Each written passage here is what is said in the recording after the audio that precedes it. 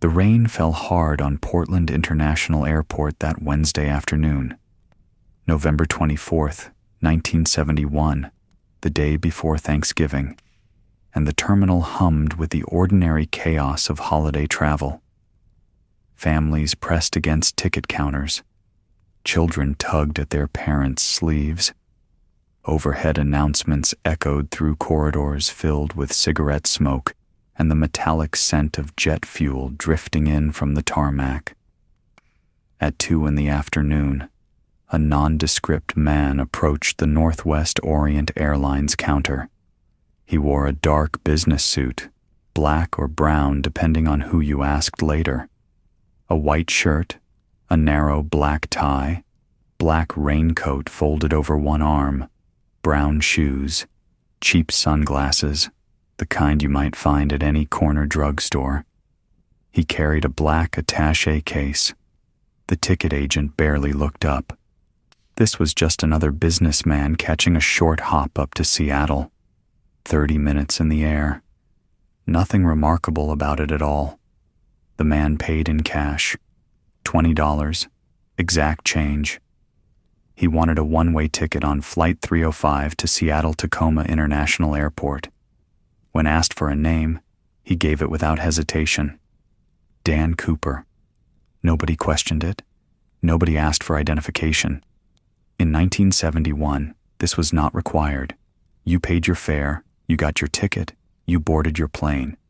The ticket agent issued him a boarding pass for seat 18E, the last row of the Boeing 727, right side aisle.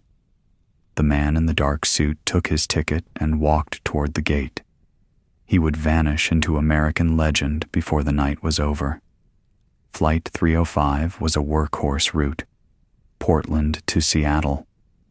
30 minutes over the dense forests of the Pacific Northwest.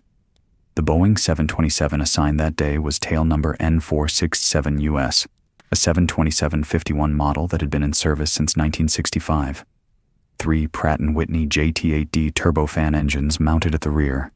Distinctive T-tail. Seating for well over 100 passengers, though this afternoon flight carried only 36 souls plus crew. The crew that day consisted of 6 people. In the cockpit, Captain William A. Scott, age 52, a veteran pilot with Northwest Orient. First Officer William J. Radazak, called Bob by everyone, age 32. Flight Engineer Harold E. Anderson, age 50. In the cabin, 3 flight attendants. Alice Hancock, the senior attendant working first class. Florence Schaffner, age 23, blonde, working the main cabin. And Tina Mucklow, just 22 years old, the newest hire, assigned as galley girl. Tina Mucklow would spend more time with the hijacker than anyone else. She would be the last person to see him alive. The man who called himself Dan Cooper boarded the aircraft without incident. He found his seat in 18E, the very last row on the right side. He settled into the aisle seat, placed his black attaché case on the middle seat beside him. The window seat remained empty. As passengers filed aboard, Cooper sat quietly. He ordered a bourbon and soda from Florence Schaffner. This was standard practice for Northwest Orient, serving drinks before takeoff to pamper their customers. Cooper lit a Raleigh filter cigarette. He appeared calm, patient, unremarkable in every way. Multiple witnesses would later describe him to FBI sketch artists. White male, mid-40s, though some thought he might be younger. Around 6 feet tall, give or take an inch. Weight estimated between 170 and 180 pounds. Olive complexion, dark brown or black hair, neatly trimmed, parted on the left.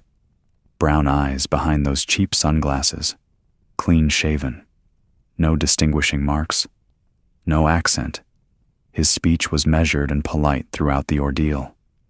He looked, everyone agreed later, like a businessman, like 100 other men passing through airports that day, utterly forgettable. Flight 305 pushed back from the gate at 2:50 p.m. Pacific Standard Time. The 727 taxied toward the active runway. Rain continued to fall.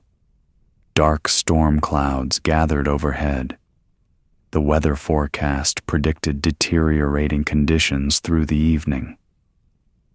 As the aircraft accelerated down the runway, Tina Mucklow and Florence Schaffner buckled into their jump seats at the rear of the cabin. The Boeing 727 lifted into the gray November sky. Somewhere over southwestern Washington, at cruising altitude, Florence Schaffner made her way down the aisle checking on passengers. Standard service, making sure everyone was comfortable for the brief flight to Seattle. The man in 18E motioned to her. She approached his row. He handed her a small piece of paper, folded. Florence Schaffner barely glanced at it.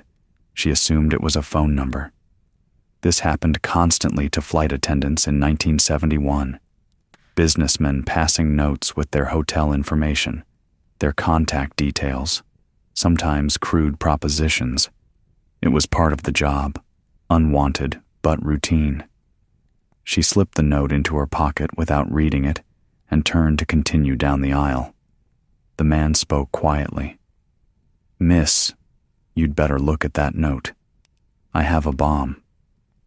Florence Schaffner stopped. She unfolded the paper. The handwriting was neat, deliberate. The message was brief. "Miss, I have a bomb here, and I would like you to sit by me." She looked at the man. He was calm, no threat in his voice, no visible agitation. He nodded toward the attaché case on the seat beside him. Florence Schaffner leaned closer. He opened the case just wide enough for her to see inside. A glimpse was all he allowed. But it was enough.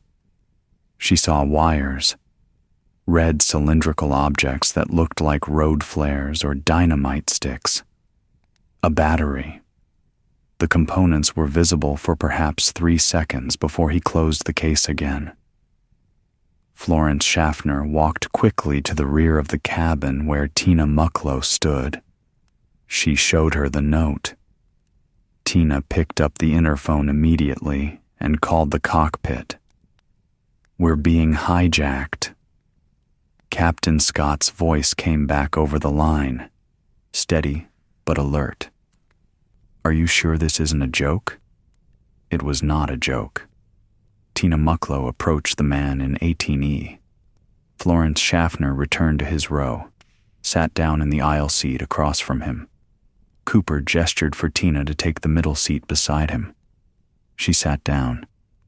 He kept the attaché case visible between them. Cooper told Florence Schaffner to write down his demands. She pulled out an envelope from her pocket and used it as notepaper. Cooper spoke in an even tone, methodical and precise. He was polite throughout. He never raised his voice. He wanted $200,000 in $20 bills. He wanted 4 parachutes, 2 primary back parachutes and 2 reserve front parachutes. He wanted a fuel truck standing by when they landed in Seattle. He wanted all of this ready by 5 p.m. Florence Schaffner wrote it all down.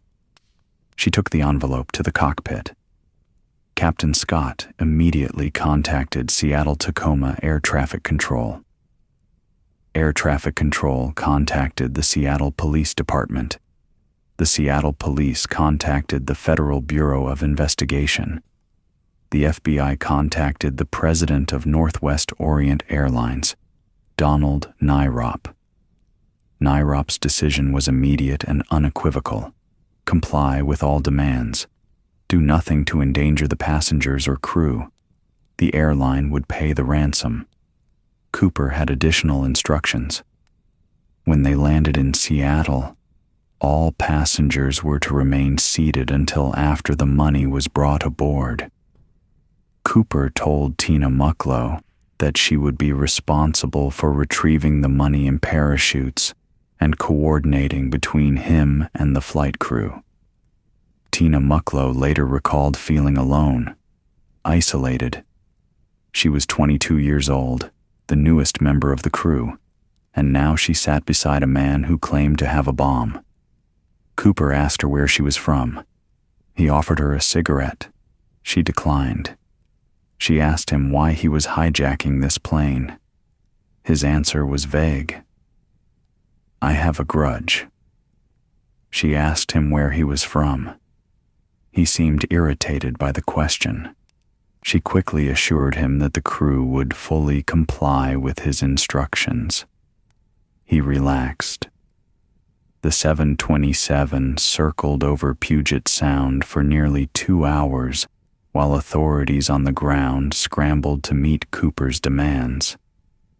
Captain Scott informed the passengers over the intercom that they were experiencing minor mechanical difficulties and would be delayed in landing. Most passengers remained unaware that anything unusual was happening. The FBI worked frantically to assemble the ransom. $200,000 in 1971 currency represented approximately $1.4 million in today's money. The bills had to be $20 denominations, as Cooper specified. They gathered the money from several Seattle area banks. 10,000 bills total. Each bill weighed approximately 1 gram, so the entire ransom would weigh roughly 21 pounds. The FBI photographed every bill to record the serial numbers. They did not mark the bills in any way that might alert Cooper, but they documented everything. If even a single bill surfaced anywhere in the United States, they would know it. The parachutes presented another challenge. The FBI contacted local skydiving schools and private pilots. They obtained 2 main parachutes from a local pilot, a civilian sport model and a military-style non-steerable reserve. They obtained 2 reserve parachutes from a Seattle skydiving school. One of those reserve parachutes, unknown to anyone at the time, had been deliberately sewn shut for training purposes. It could not be deployed. If Cooper chose that parachute, he would plummet to his death with no chance of survival. At 5:24 p.m., the ground team radioed Captain Scott. They were ready. Flight 305 landed at Seattle-Tacoma International Airport at 5:39 p.m. Cooper's instructions for the exchange were specific and methodical. The aircraft was to taxi to a remote, well-lit area of the airport. The cabin lights were to be dimmed. No vehicles were to approach the plane except the one carrying the money and parachutes. That person was to come alone and unarmed. A Northwest Orient employee drove a company vehicle toward the 727. He parked at a safe distance. Cooper had Tina Mucklow lower the aft air stair, the distinctive feature of the Boeing 727 that would become central to this story. The 727 was unique among commercial aircraft for having a built-in ventral air stair at the rear of the fuselage. Passengers could board or deplane without external stairs or jetways. The air stair was hydraulically powered, could be operated from both inside and outside the aircraft, and when fully deployed, reach the ground to serve as a boarding platform. Boeing engineers had never intended for these stairs to be used in flight. Tina Mucklow walked down the aft stairs to meet the Northwest employee. He handed her 2 parachutes. She carried them into the cabin and brought them to Cooper. She made 3 trips total, 2 more for the remaining parachutes, and finally for the money itself. The money came in a cloth bank bag, not a knapsack as Cooper had specified. This irritated him slightly, but he adapted. While Mucklow retrieved the items, Cooper went to the lavatory, taking his attaché case with him. When he returned, he inspected the money carefully. He opened one of the bundles and examined the bills. In an attempt to break the tension, Tina Mucklow jokingly asked Cooper if she could have some of the money. Cooper immediately agreed and handed her a packet. She quickly returned it, explaining that accepting gratuities was against company policy. Cooper had already tried to tip the flight attendants earlier in the flight with money from his pocket, but all three had declined, citing the same policy. With the money and parachute secured, Cooper kept his word. He allowed all 36 passengers to disembark. They walked down the front stairs, still largely unaware of what had happened. Flight attendants Florence Schaffner and Alice Hancock asked Cooper if they could leave as well. "Whatever you girls would like." They departed. Only 5 people remained aboard Flight 305. Captain Scott, First Officer Radazak, Flight Engineer Anderson, Flight Attendant Tina Mucklow, and the man calling himself Dan Cooper. Refueling took longer than expected. The first fuel truck experienced mechanical problems. A second truck was brought, then a third. During the delay, Cooper complained about the cloth bag for the money. He needed to improvise a way to carry it during his jump. Using a pocket knife, he cut away the canopy from one of the reserve parachutes. He stuffed some of the money into the empty parachute bag. He used the suspension lines from the gutted parachute to secure the money bags. An FAA official requested permission to board the aircraft for a face-to-face meeting with Cooper. The official wanted to warn him about the dangers of air piracy. Cooper denied the request. At 7:36 p.m., the refueling was finally complete. Cooper gave the flight crew very specific instructions for the next leg of the flight. The destination was Mexico City, with a refueling stop in Reno, Nevada. But the flight parameters were unusual and very precise. The aircraft was to fly at minimum practical airspeed. Cooper suggested 150 knots, though the crew informed him this was dangerously slow. They settled on around 170 knots. The landing gear was to remain extended, not retracted as normal. The wing flaps were to be lowered to 15 degrees. The cabin was to remain unpressurized. The altitude was not to exceed 10,000 feet. Captain Scott warned Cooper that at this configuration, the aircraft could not reach Mexico City without refueling. Cooper acknowledged this. They would land in Reno. Cooper also wanted the aft air stair lowered before takeoff. The crew informed him this was unsafe during takeoff. The stairs might strike the ground during rotation. Cooper accepted this, but insisted the stairs be lowered once they were airborne. One more instruction. Tina Mucklow was to remain with Cooper in the passenger cabin until after takeoff.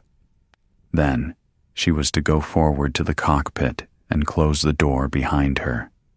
She was not to come back. At 7:40 p.m., Flight 305 took off from Seattle-Tacoma International Airport. The cockpit crew locked themselves in. Tina Mucklow remained in the cabin with Cooper for the first few minutes of the flight. Cooper asked her about the operation of the aft stairs. She showed him the instruction card. She demonstrated how to use the control lever located at the top of the stairs, behind a panel on the left side. The lever had 2 positions, up and down, and required squeezing a trigger to move it from its détente. Cooper told her she could go to the cockpit now.